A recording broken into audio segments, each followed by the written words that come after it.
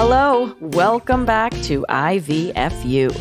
Today we have a very special two-part episode, talking with my dear friends Chris and Jesse, who are a gay married couple with 2 kids who endured the hardest journey imaginable as they traveled the road of foster to adopt in building their incredible family.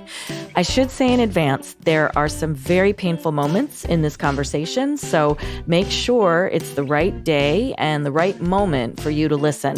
But if you do, you'll also feel a love and gratitude so strong, I think it'll carry you for a long time. I'm in love with you. Jesse and I know him enough to know that he doesn't mind my saying this. We're both sober. Mm-hmm. We met at an AA meeting and we exchanged numbers. And on our first date, Jesse asked me how I felt about marriage and kids. Mm-hmm. And I remember at the time thinking, wow, like, is this guy serious? It's our first date. But I also knew he was a real quality guy. And I knew that he was asking because that was important to him. All right. Well, Chris is being very romantical, and I love that version that he's giving. So I will like to interject because I really do believe in keeping it real. Yes. One, I was in AA. This guy comes in, and he had a swagger like I can't even explain. And I went back to that same meeting because I'm like, I wonder if that guy that I am convinced has been in prison at least for a while will be there. He had a bit of like an Iggy Pop look. He did about totally, him. yeah, totally. And like, he's a New Yorker. He's got that sort of. He works out with weights and he holds himself like that. It's just whole. I don't know. I guess I had a little bit of like a Sopranos fantasy or something. Now, I had no intention of dating him, just so we know. Like for me, it was very animal, lustful. Very much so. Right. And I had a whole idea in my head. But as we were texting to figure out when to hook up, we just started to connect. And I got pretty soon, I'm like, oh, this is actually kind of great. Yeah.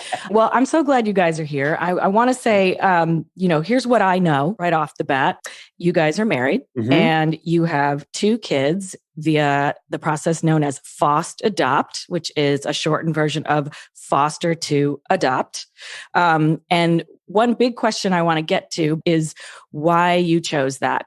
Yes. Yeah, so I was 31 going on 32 when I met Chris, but I did know that I wanted to have a family and I wanted a marriage and that I would have liked to have started that process sooner than later. It's important to note too, can I say one thing here that it was a pretty historic time too, in that Prop 8 was very much in effect. And Jesse and I had been dating a year when we got engaged. And while we were engaged, gay marriage became legal. Same-sex unions became legal. And that was really exciting. It was exciting for us. It was exciting for everybody who attended our wedding because it was many people's first legal gay wedding. And where was your wedding? Was it in California?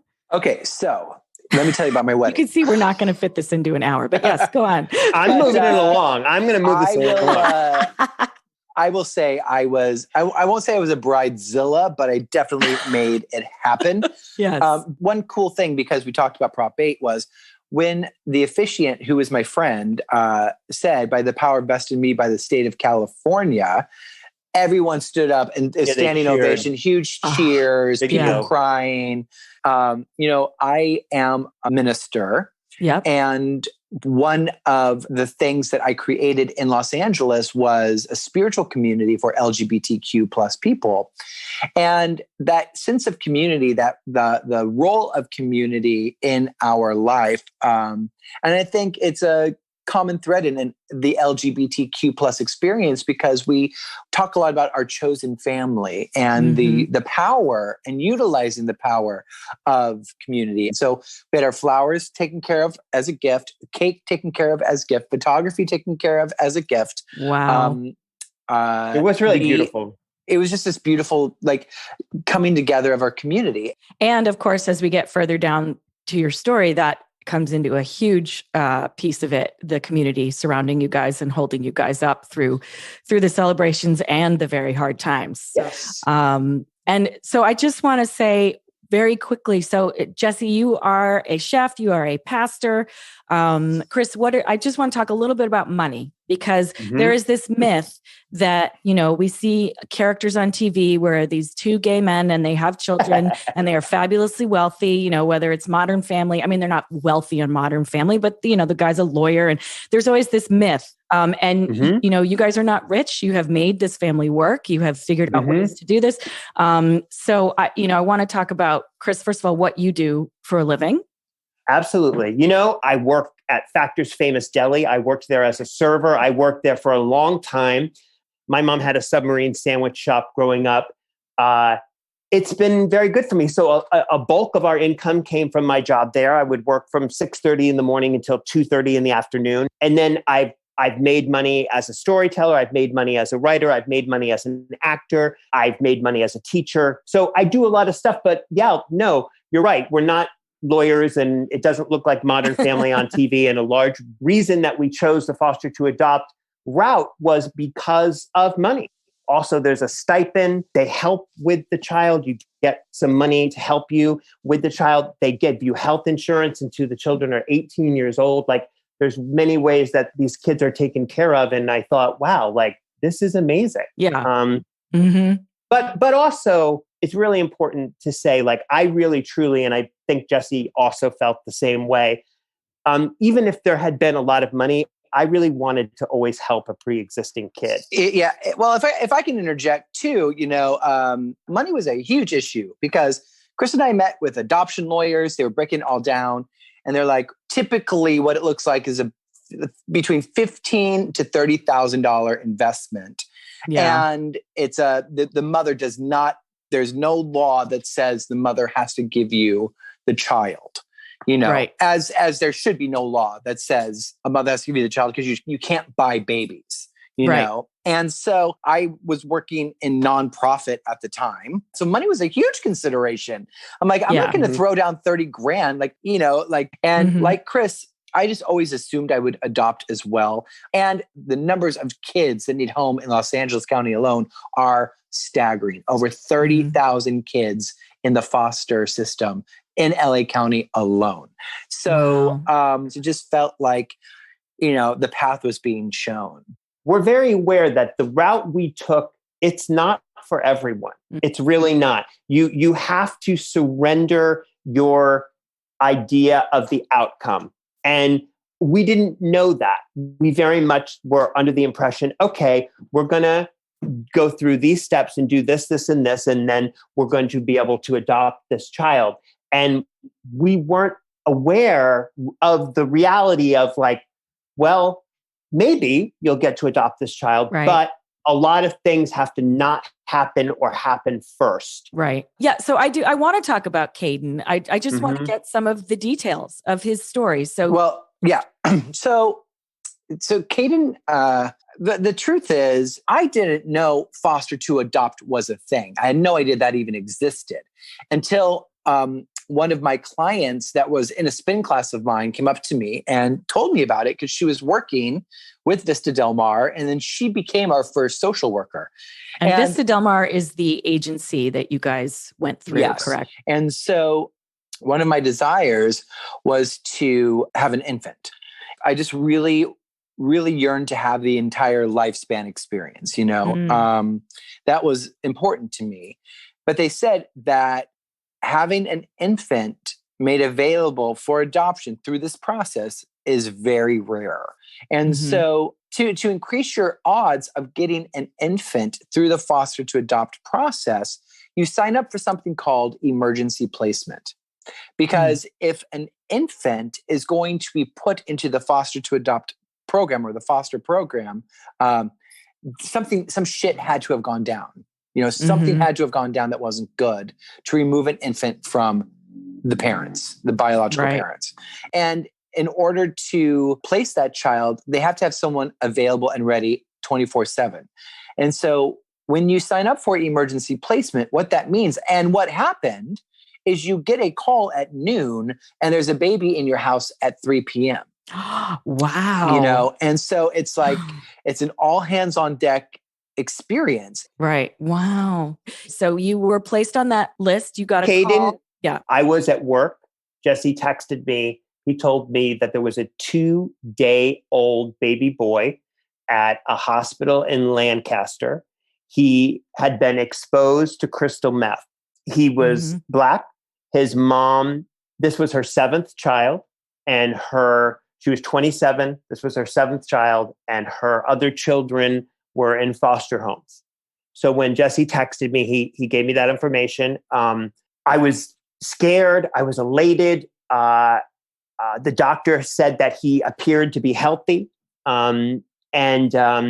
We So when they decided to say yes. exposed, it's not necessarily that it was in his bloodstream. It's that his biological mother. She had used while she was pregnant. Well, she tested positive. It was in her system when she gave birth.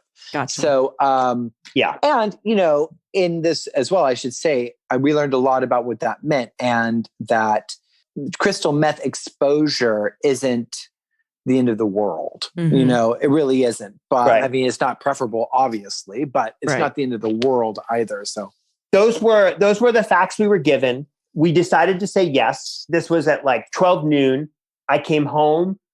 Like 2 hours later, we were at the Target on La Cienega getting a car seat for the car. Wow. We raced to Lancaster. We pulled into a gas station 2 exits away from the hospital. Jesse installed the car seat underneath the fluorescent lights of the gas station. Yeah. We had bought necessities, diapers for a newborn, formula, everything that we could think of to grab at the Target. And then a social worker met us in the parking lot and brought us inside and introduced us to Caden. And he was tiny. He was beautiful. From the moment we looked at him, we just were like, oh my God, we fell in love with him. I just remember it was all women in the emergency room. Everybody was watching Jesse and I. Yeah. I'll speak for myself. I was very nervous. The mother at this point had gone, I don't know where she was. I think she had gone home. He was 2 days old. He was leaving the hospital. We were taking him out of the hospital. Wow. There were a bunch of nurses and women, doctors. It was just women. And I just remember making an announcement and saying like, okay, ladies, tell us anything. What do I need to know? Like right now, like shoot it out. And I remember a woman said to me, well, you don't need to hold him like he's glass. He's not going to break. And I remember that was kind of like a great moment for me. I was like, okay, she can tell I'm afraid, I'm nervous. I'm handling him very like fragile. And that was it. I mean, we walked out of the hospital with this boy. And we brought him home. It was the wind was whipping. I remember it was like Shakespearean outside of it. Yeah. We put him in the car. He was tiny. We brought him home. We set up a room for him to sleep in, and it just started right then and there. And what were the emotions like that first day? How did you feel in that moment? Can you remember? I was very nervous driving to the hospital. I remember saying to Jesse, like about the car seat, I was like, do you know what you're doing? Like, this is a really big deal. Like if we put this in wrong and something happens, like he could get hurt, Right. I remember just being, as I imagine every single expectant father feels. I was a nervous wreck. Yeah. But then I saw the baby. I saw Caden, and I was like, oh, okay. Like, it's all about him. Wow. It's just about taking care of him. And he was so small. And I knew something, and I always think this. I remember going to the car, and I remember looking at Jesse, and I remember thinking, one thing I know about us is that we are capable. Like whatever is going to happen, he's in capable hands. I really felt that, and that moved me. Like that we were all together, and that from all these different backgrounds and places, and here we were in this parking lot, and he was coming home with us. It moved me. It still moves me. And Jesse, what about you in that moment, that day? I was just excited. I was just really, really excited. Yeah. And just very happy. And I've learned, as you do with your partners, like I knew I had to give Chris a moment. I had to give Chris a space to be terrified and nervous and, walk his paces and do all of that. But I was just really excited. But the other thing, and just to interject too, is that it was a real blender of a situation to be in on Liquefy, because we knew we wanted to be fathers and we knew we wanted to adopt a child. We also knew we had real feeling and compassion and empathy for his mother. We also wanted ultimately and only what was best for the child, not for us and not for his mom. We were more, and that was what we really had to focus on at all times. Be the best parent to this kid that we can be. And in our best moments, and Jesse was better at it than I was, we had to let go of all outcome, because what we didn't understand is that from the moment we got the call, we brought Caden, we brought him home, we fell in love with him instantly. And from day one, it was always about, with social workers and DCFS, let's find a family member who can take this child. So we were always, as we were raising him, it was always like, okay, we're going to check out this person and we're going to check out this person. And I didn't realize that that was going to happen to the degree that it did. And it felt personal to me. I was like, oh my God, they don't want this baby with us. And I understand now, I see it so clearly, because of course you're going to want to check out every single family member that's available. Of course you want to go down all those avenues first. That's something that I didn't quite understand going in. And so, I was always nail biting. Yeah.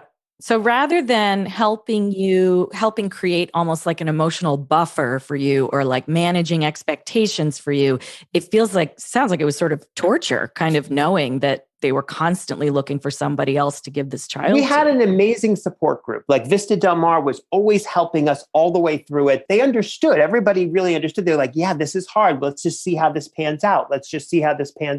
We had to just turn that over every single day to, our belief system. And some days it was better. I was better at it than others, but it wasn't torturous, but it was very hard, the not knowing.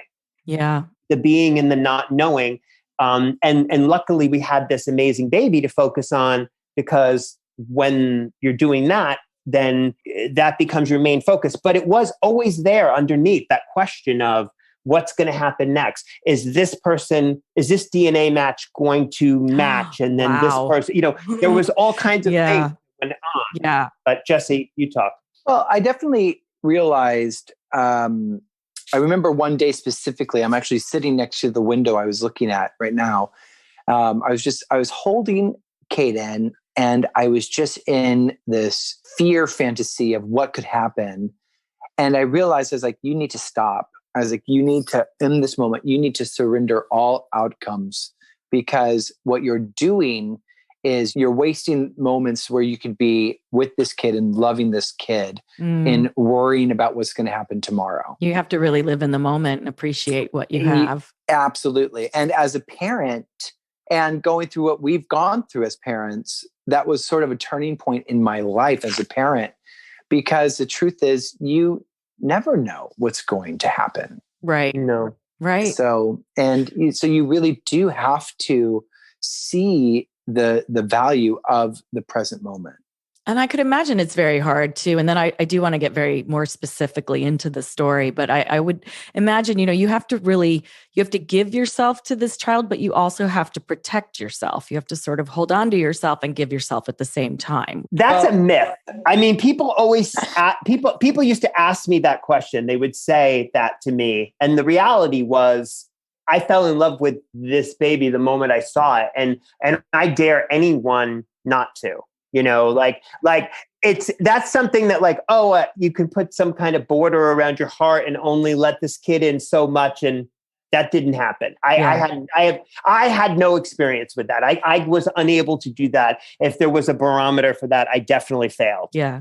I just loved him. And what I had to do was just constantly remind myself, there's something bigger than me that is taking care of this child. And if this child has to go somewhere other than here in our home, I have to know that that's what's best for him. Right. And that's what I, in my finer moments, strive to be in, because I knew I was already too in love with him and wanting to be his dad. Right. I couldn't protect myself from right. it. I should say this. One thing that I wish someone would have told me is that you really do have to put adoption on the shelf. You have to do it. You have to put adoption on the shelf until adoption is on the table, because you'll drive yourself insane if you don't. Right. They are laser focused on reunification. And so what that means is their main number one priority is to get children back with the parents, if at all possible, biological parents, if possible, or with a biological family member. Now, I think that the very famous case of Gabriel Hernandez, which was on Netflix, actually changed that game a bit, because there's, like I said, so many cases, so much paperwork, so much stuff that children are getting reunified with family members that are dangerous, that are not safe. And so that's the part that didn't make sense to me, that really made it be like, why is there such a emphasis on reunification when oftentimes, a year later, the kids are back in foster care because there was a relapse, there was abuse, there was something else again, but they bring in the whole process again as if it never happened.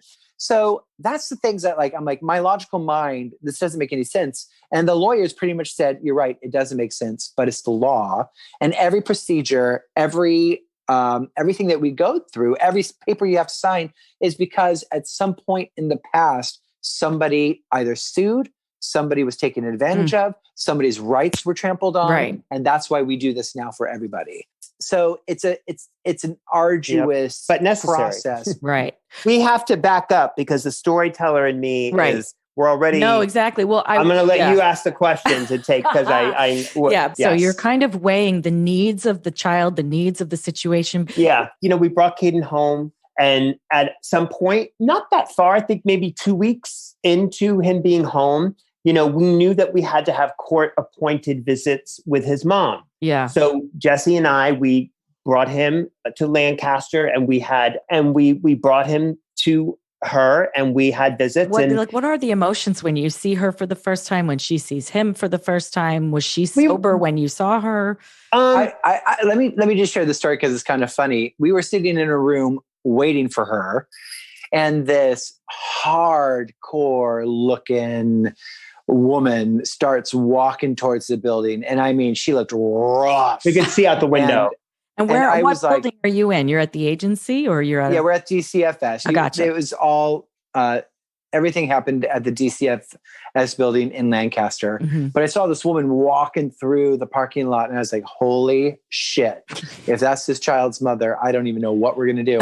And it wasn't. And who walked in was actually this really beautiful, tall, well put together young woman. And we were like, well, we weren't expecting that. Right. And she came and she took the baby, and she was completely mothering and beautiful and nurturing to this baby. And we were just like, well, this wasn't what we were expecting at all. And also to interject another element of that, Chris and I mentioned, we were both in AA. I'm a minister. I do a lot of work with homeless, with people that are in really challenging situations, with drug addicts, so I understand and have compassion for that experience. And we didn't know what would unfold with it. But as we mentioned before, drugs were part of the story, and drugs became a part of the story again. And I think in the 8.5 months that we had Caden, the mother was able to show up to 5 visits. Out of how many were expected? Weekly. So, so she was only able to show up for 5. Wow. And eventually she disappeared. And we knew that she was in her using again. We were going to the court dates. The mother did not show up to any of the court hearings. And so we were sort of, since the child is under the age of 3, it sort of gets fast tracked because they want stability as soon as possible for the child. The one thing that was looming was the father, because the man that she named on the birth certificate said he was not the father. Oh. And so we got to the point with the court process that the only thing needed to officially begin the adoption process was the DNA test to prove that he was not the dad. And so he had taken that. And it was while we were awaiting the results of his test that Caden got sick. Hold on. Wait, I want to say one thing before you get to that point. You're 100% right about everything. I just want to go back and say that first visit, just because I don't know who's listening to this and I don't know if people are thinking about doing this route of adoption. And like I said before, we checked a box that said open to all races. And the child that we brought into our home, his mom was Black and he was Black, and we brought him into our home. And when we were driving, and you guys are white. I'm just going to say that. And yes, of course. Definitely. We're white. We're gay. One of the things that the social worker, as Jesse addressed, one of the things the social worker told us was she was not happy that her child was with two gay guys. And driving over there, like, that's something I was really thinking about. I was like, okay, like, and I was also thinking, like, it wasn't an issue to us. Like, I was thinking, like, I remember when I said yes to Jesse, my issue was I had no issue about race at all. But I thought, gosh, like, I hope that he wants us as his dads. And when we were driving over there, and I thought, okay, so she thinks this of us, and this has got to be addressed. And so we had a lot of things here, homophobia, race issues, questions. And so we walked into the room and we did address that right away. Like, I said to her, like, look, I know you have a problem with the fact that we're gay. Can we talk about that? And she didn't say a word. Wow. And we talked about it. I said to her, look, my husband's a minister. We're married. We're not going on gay cruises. Where we're like, we're in love. We gave a lot of thought to this. We took classes. We deleted Grindr from our phone. Yeah, no, but I really true. Like, I wanted her to know, like, we respect you. And the other thing was, we told her, which was true. We were like, we don't know what it has been like to be you. We really wanted to have, like, respect her. Like, she was his mother. Like, we really wanted that, Yeah. And we didn't in any way want to disrespect her. Just address that right off the bat. And what sort of unfolded was, by the end of the session, we were all hugging. She was hugging us. We were just a really kind of lovely little unit. And then, as Jesse said, the thing we never expected to happen happened, which was that he got sick. Right. And he was how old at this point? At that point, he was 6 months old. Okay. At 6 months. It looked like a stomach virus. It looked, that's what it looked was like. Was he throwing up? Or? Well, let me just say, because I really feel like this is important information. What happened was, he got a rash on his stomach, almost from head to toe. It started on his stomach. It went from almost head to toe. He had a temperature. So I called his pediatrician. She goes, get him to the emergency room. He had a fever. The fever was there for about 4 days. Wow. And so they kept him in the pediatric ward of Cedars-Sinai Hospital, which is a fabulous hospital, to monitor him. And they thought that he had a virus. That was the first time. So after the fever went down, the rash went away, they sent him back home. A month and a half later, he gets a stomach virus. He was throwing up. He did not want to eat. So we took him to the doctor, urgent care. She looked at him. She goes, I could send you to the emergency room, but I don't think we need to. I think he has a virus. He goes, so just keep an eye on him, monitor him, and try to get as many liquids in him as possible. And if he doesn't get better, come back. So a day and a half later, he wasn't eating. He had a little bit of a temperature. So I took him to the emergency room. And while I was at the emergency room, it was the triage nurse looked at him, took his vitals, did the stuff. And she's like, honey, this baby just wants his daddies. Like this is, he goes, like, just take him home. If he's not eating, put a little of the baby food on his pacifier. He'll eat it that way. Make sure he's got liquids in him. He's going to be okay. And I was like, okay. So I went home. A day and a half later, he still wasn't eating. He was just so upset, just crying. And that day that we took him into the emergency room, the third time, he started to look like he was a little dehydrated. Mm. And that was concerning for the nurses. So they found a bed for him. And it was at the point in the day where the hospital staff was switching over from night shift to day shift. Mm-hmm. So they kind of had us set up and just kept us comfortable. And was like, we're going to get to you as soon as the new nurses come in. And within an hour, everything started to snowball. It just went downhill. Oh my God. And I remember the nurse came in to take his blood. And I looked down at him, and while he was doing it, he just started kind of taking these like big gulps of air. And I looked at her, I'm like, why is he breathing like that? And I remember she looked at me and she goes, I don't like that. And then within 30 seconds, there was 5 or 6 people in the room. Wow. And they had put a mask over his face to help him breathe. Suddenly there was just a social worker next to me. Sorry, I'm starting to get emotional. I was called. I was there. I mean, Sam, it was about as awful a thing as anyone. I mean, it was definitely the worst moment of our lives. Like, I was called. I was brought there very, very quickly. We were taken from the emergency room upstairs, and suddenly we were in a room with tons of people. Yeah. And they were heart specialists. Suddenly a heart specialist was appearing, and they were talking to us, and everything happened very quickly. There was a social worker explaining it to us all.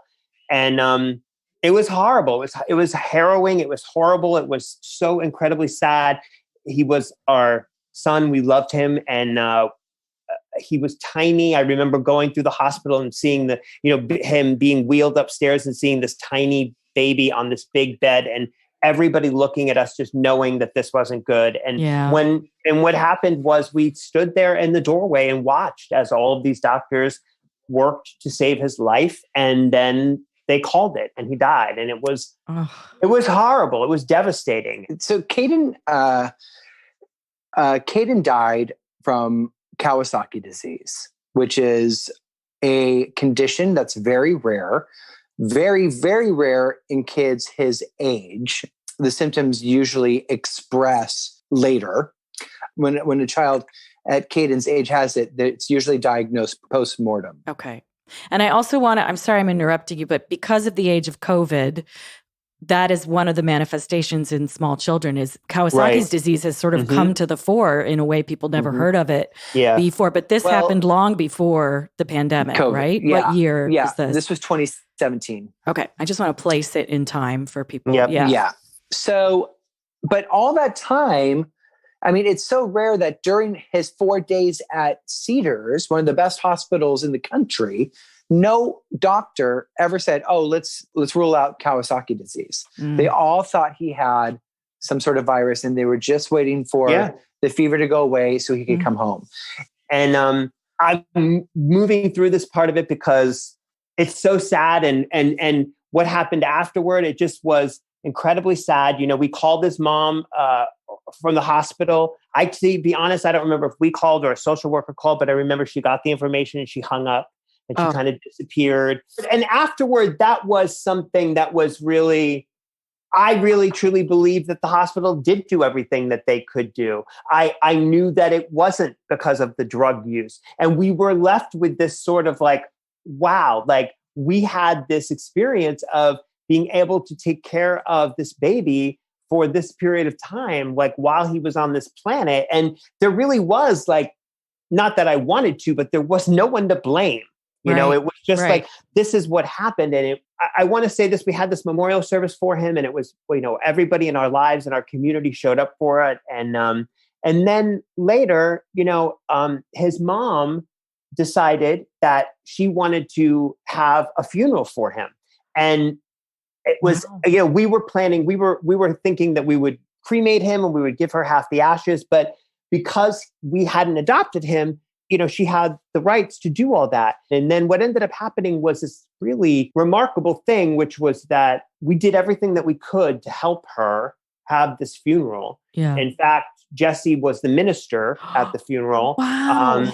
We brought all of our pictures to the funeral home. We brought these posters that we had blown up of him, the large pictures of him that we had blown up for our memorial service. And we ended up coming to his funeral that his mom had. And we met all of her other children. Oh my gosh. And then it was at the funeral that the social worker told us that the last DNA question that we had about him and his father, he wasn't the father. So we were told at the funeral that we would have been able to adopt him. Oh my gosh. And when we were in the parking lot afterward, I remember we were just all standing there crying, saying goodbye to each other. And his mom took us aside and she told us, she said, listen, I know that you were his dad's. I know. Now I'm going to cry. Oh my God, I'm crying too.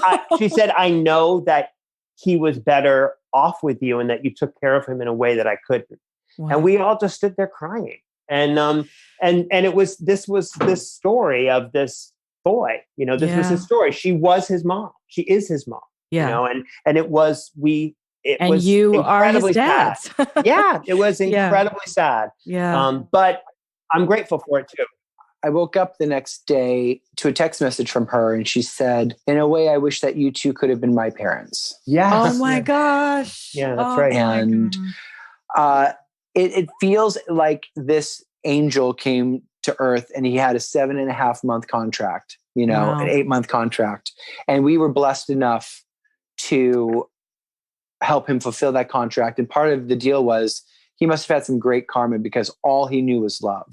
Wow. Yeah. And I like to think that he was so loved that his little heart just burst from all the love that he felt. And, it's those certain things where it's like, it was completely out of our hands, but in a way he had a perfect life because all he knew was love. That's all he knew. He just was like the kid was, because of the community that I was the minister of. It was an LGBTQ community. A lot of the members of the community were not going to have kids of their own. So he was sort of like the community's baby. My mom, my sister, our family, Chris's mom, everyone just loved this kid so much. And to have a life, even though it wasn't as long as I would have liked to it have been.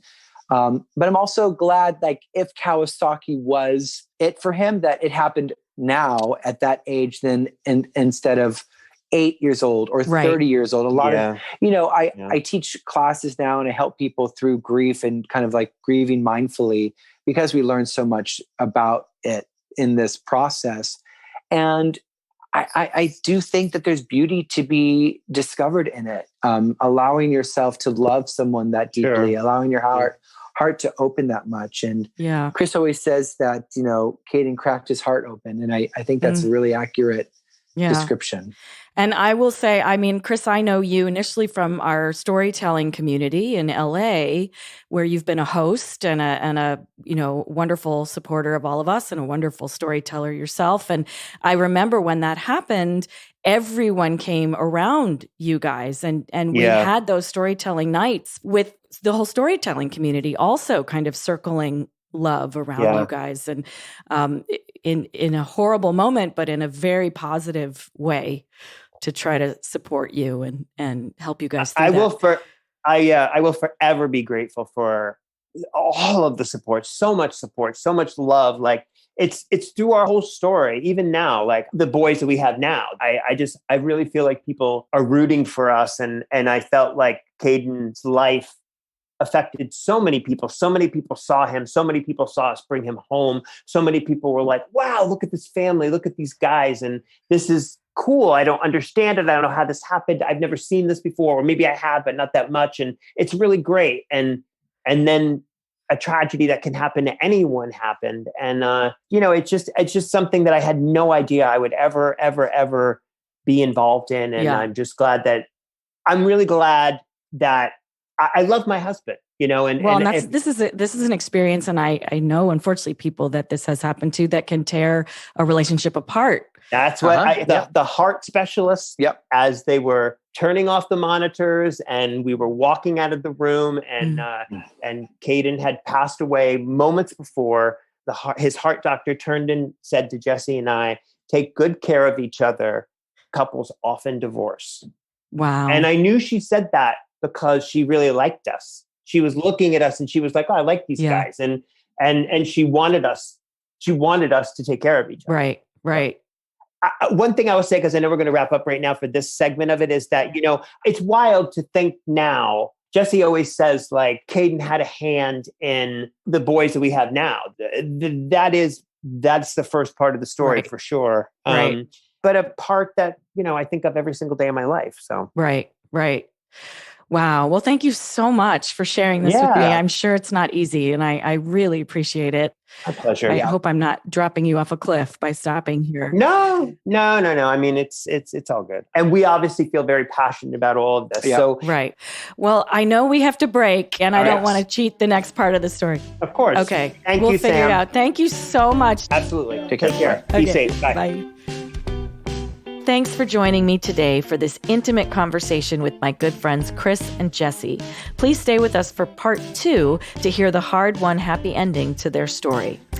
And this is a quick reminder to send in your questions for our very special season 2 finale with therapist Savannah Sandfield, who specializes in the struggles of infertility, adoption, and more. Deadline is November 11th, 11/11. So send your questions to ivfupodcast@gmail.com, or you can DM me on Instagram at ivfupodcast. The IVFU podcast is produced by me, Sam Shaber, and Emmeline Somerton. Audio mastered by Logan Heftel. Thanks to Chris Bonelli for the late night Pro Tools parties, George Straighton for marriage, and Gary Scott for greasing the wheels.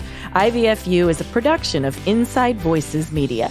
Find us on Facebook, Instagram, and Twitter at IVFU Podcast. You can download our theme song, Freakin' Love, at ivfupodcast.com. And we'd love for you to review us on Apple Podcasts and spread the word to anyone who might be helped by these conversations. You can also be a huge help by leaving us a tip of any size, whatever you can afford, on Venmo and paypal.me at IVFU Podcast. Thank you. And thanks for listening. I'm happy we shared this time together because it's all about being a family. And I